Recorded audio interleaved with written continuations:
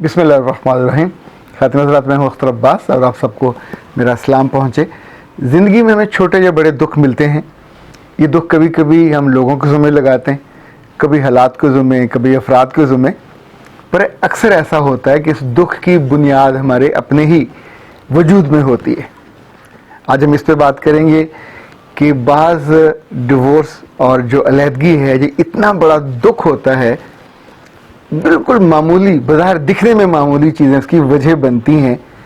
اور اگر ہماری بیٹیاں اور لڑکیاں اس وجہ کو جان پائیں کہ اس کا وزن کتنا ہوتا ہے تو وہ اس دکھ سے بچ سکتی ہیں. ابھی حال ہی میں ایک ایسی بچی نے مجھ سے رابطہ کیا جس کی ڈیورس کو 2 سال ہو گئے. ان 2 سالوں میں اس دکھ کی وجہ سے وہ آلموسٹ ذہنی مریض بن گئی ہے. یہ اس کے پہلے سر درد شروع ہوا، پھر وہ بیٹھے بڑبڑانے لگی اور خود ہی کرمبل کرتی تھی، خود ہی بات کرتی تھی، اور پھر دھیرے دھیرے وہ اپنے کمرے میں بند ہونے لگی.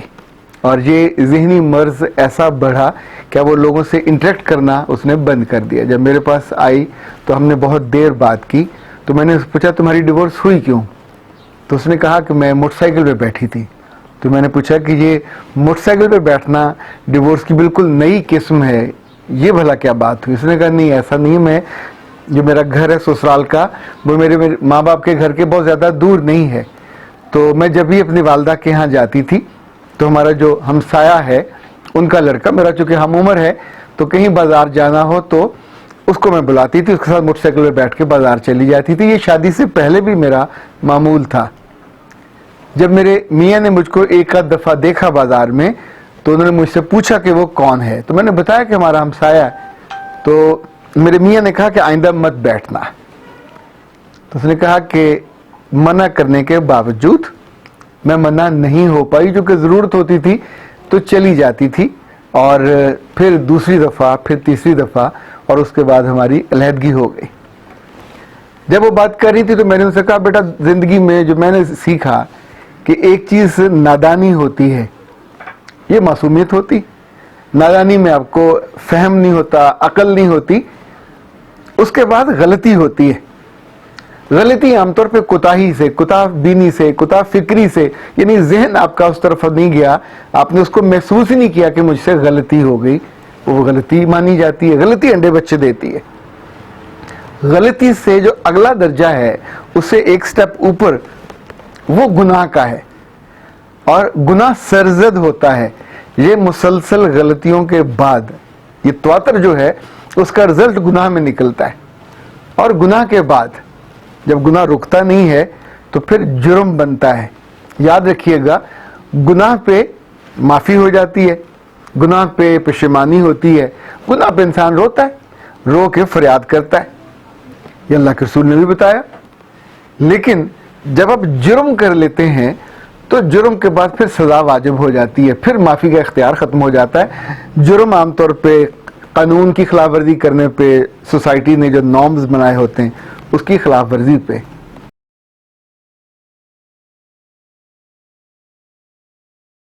خاتون حضرات یاد رکھیے گا، زندگی میں ہم جو بھی غلطیاں، کوتاہیاں، جرم یا گناہ کرتے ہیں، 3-4 چیزیں ہیں جس کی بنیاد بنتی. کبھی کبھی زبان اس کی وجہ بنتی ہے، کبھی ہاتھ اس کی وجہ بنتے ہیں، بہت دفعہ احساس، فیلنگ اس کی وجہ بنتی ہیں. پر سب سے زیادہ جو بڑی وجہ ہوتی ہے وہ عام طور پہ کوئی نہیں جانتا ہوتا، وہ صرف ہم جانتے ہیں، ہمارا دل جانتا ہے. وہ ہماری نیت ہوتی ہے. بہت سال پہلے جب میں نے روزنامہ نمائے وقت جوائن کیا تو ایک بڑے مشہور صحافی ہوتے تھے، ان کے پاس اسکوٹر ہوتا تھا، نوجوان تھے وہ. تو آ کے شام کو کبھی کبھی بہت دکھ سے کہتے تھے کہ یار اسکوٹر نہ بیچ دینا ہے. تو میں پوچھتا تھا کہ کیوں بیچ دینا ہے؟ تو کہتے تھے کہ یار کسی کو ساتھ بٹھا کے لے کے جاؤ تو بریکیں لگا لگا کے بندہ مر جاؤ، وہ آ کے ساتھ ٹچ نہیں ہوتی. اچھا، حالانکہ میں یونیورسٹی سے پڑھ کے گیا تھا، پر چونکہ ہم نے وہ زندگی نہیں جی تھی جو عام طور پہ عام لڑکے جیتے ہیں. میرا بہت برس جمعیت میں رہا. اب یہ لوگ عام طور پہ ان کے ہاں کبھی سیکس کے بارے میں، لڑکی کے بارے میں، بدی کے بارے میں ذکر ہی نہیں ہوتا تھا. جہاں آپ نے نماز پڑھنی ہو، روزہ رکھنا ہو، درس قرآن ہو رہا ہو، اور آپس کی اتنی کلوز دوستی ہوتی تھی کہ اس میں نیت آپ کا گناہ کی طرف تو بہت دور کی بات ہے، غلطی کی طرف بھی نہیں جاتی تھی. اب میرے لیے اتنا بڑا وہ نام، اور بالکل حیرت والی بات ہوتی تھی بات کر کیا رہے. پھر دھیرے دھیرے جیسے جیسے اللہ نے بصیرت دی، لوگوں سے ملنا جلنا شروع ہوا، لوگ کاؤنسلنگ کے لیے آنے لگے، تو پتہ چلا کہ جیسے لوگ کالج میں جاتے ہیں، یونیورسٹی میں جاتے ہیں، اگر آپ نے بہت دفعہ دیکھا ہو کہ اپنی کلاس فیلو کو پیچھے بٹھا کے وہ ریسیں دیے جا رہے ہوتے ہیں، بھاگ رہے ہوتے ہیں، ایک خاص بیٹھنے کا ان کا سٹائل ہوتا ہے. اس بیچ میں بچیوں کو کوئی نہیں کسی نے بتایا ہوتا کہ ساتھ بیٹھنا شاید جرم نہ ہو، پر جب آپ بیٹھ گئے اور اس کے بعد آپ نے نادانی سے یا اس کی چالاکی سے اپنے بدن کو اس کے بدن کے ساتھ لگا دیا، تو جو آپ کا یہ حصہ جب ٹچ کرتا ہے تو یہ دونوں جسموں کو آگ لگاتا ہے. چونکہ آپ کو کسی نے نہیں یہ احتیاط بتائی کہ اول تو غیر محرم نامحرم کے ساتھ بیٹھنا ہی نہیں چاہیے، وہ آپ کا بنتا ہی نہیں تھا، کچھ اور چیز لے لیتے. پر بعض دفعہ مائیں نادانی میں ہم سائے کے کسی بیٹے اس کو بلا کے کہیں گے بچے ذرا اس کو بھاگ کے جا کے چھوڑا، بازار تک لے جا، فلان جگہ لے جا.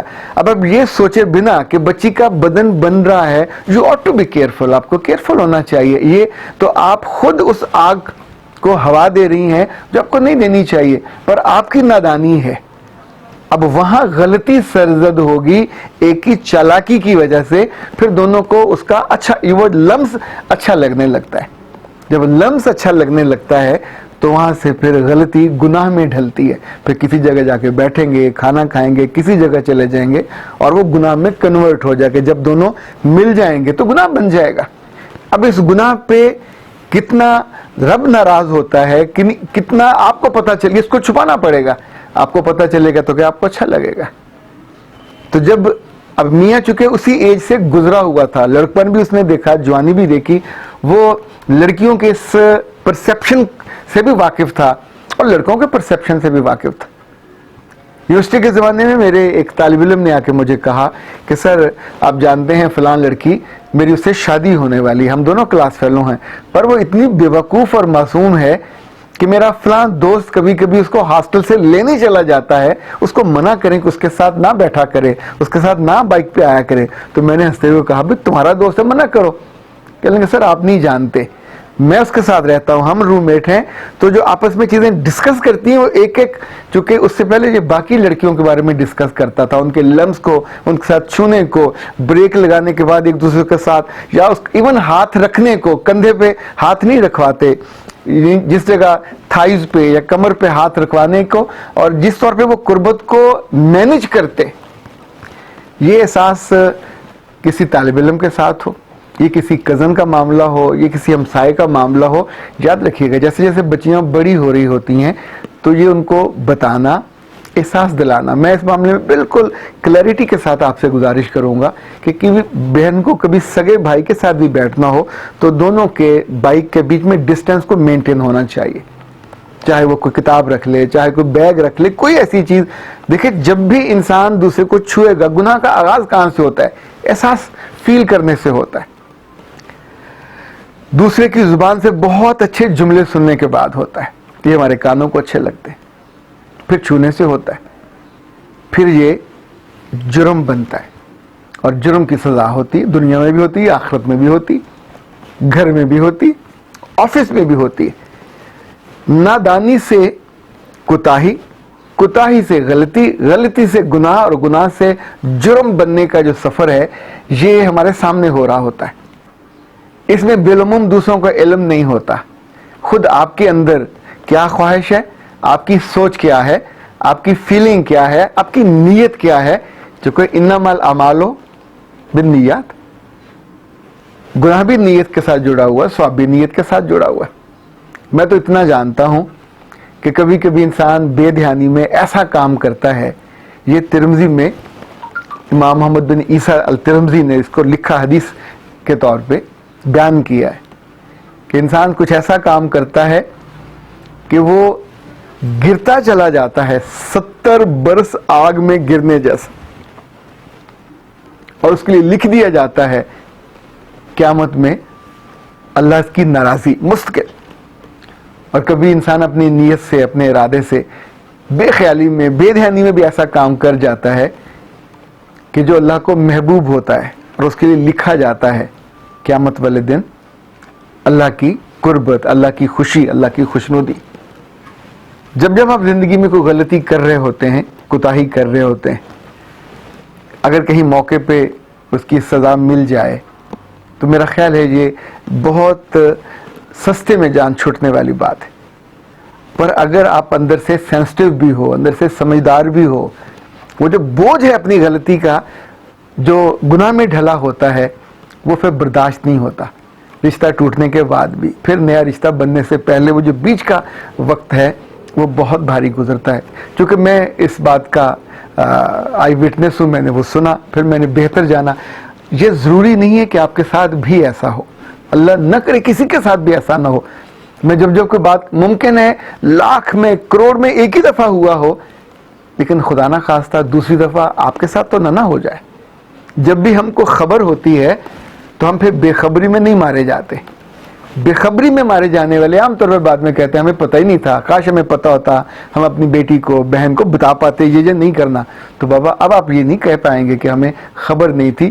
دوسرے کی نیت کو ہم نہیں جانتے، انٹینشن کو تو جان سکتے ہیں، اور اپنی بچی کو اس کو اویئرنیس دے سکتے ہیں کہ معصومیت اور چیز ہے، غلطی اور چیز ہے. جب یہ ڈھلتی ہے، ٹچ ہوتی ہے، کنورٹ ہوتی ہے تو بہت مشکل میں ڈال دیتی ہے.